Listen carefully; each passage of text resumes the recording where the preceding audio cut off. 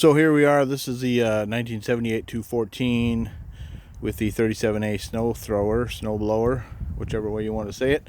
And last year I found out that the back tires were just didn't need to be replaced. So I ended up replacing with some ATV tires or UTV tires, and I had them filled with liquid and they worked really well.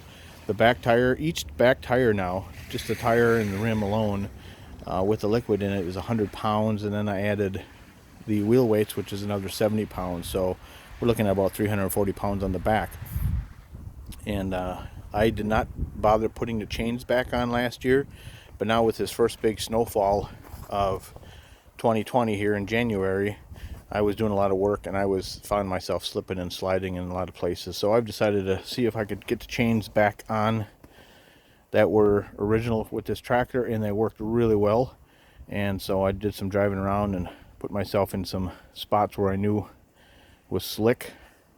For example, at the end of my driveway right there, you see how it slopes down, and there's some snow and ice right there. And just on slow speed before the chains, I could not back or drive forward up that without getting a good running start.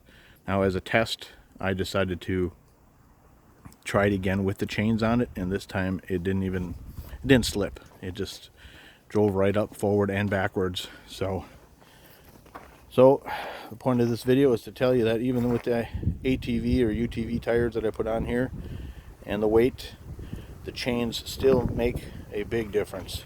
So I'm excited to go and play in the snow some more. Thanks for watching.